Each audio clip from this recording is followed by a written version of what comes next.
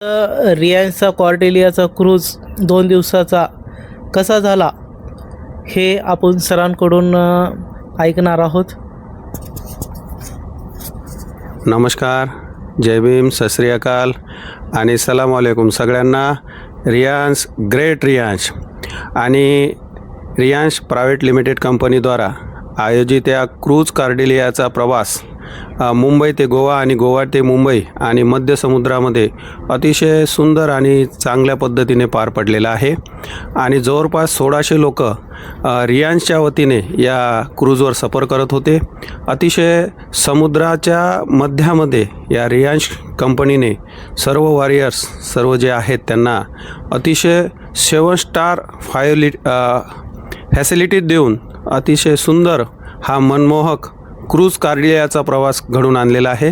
आणि माझ्या सर्व वॉरियर्सना विनंती राहील की आपण कुलू मनालीसाठी सुद्धा अशाच पद्धतीने आपण त्या ठिकाणी 3 दिवशी एन्जॉयमेंट करूया आणि पैशाने आणि समृद्धीने आणि आरोग्याने समृद्ध होऊया.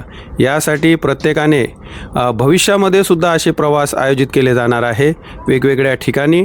त्यामुळे हा आनंद माझ्यासाठी अतिशय सुंदर आणि चांगला होता. इथं सगळ्या प्रकारच्या फॅसिलिटीज होत्या आणि माझी पत्नी, मी आणि माझे कोमेंटर्स आणि आमचे मेन मेंटर्स समाधानजी जाधव, त्यांच्या समाधानजी खिल्लारे सर आणि मधुकरजी जाधव आणि त्यांच्या सौविध्य पत्नी पूजा मॅडम यांनी हा सगळा योग खिल्लारे सरांच्या माध्यमातून, त्यांच्या सौभाग्यवती यांच्या माध्यमातून आणि राजकुमार खिल्लारे यांचे शीतल खिल्लारे आणि दिलीप कुमार यांच्या माध्यमातून आम्हाला या ठिकाणी घडून आणलेलं आहे.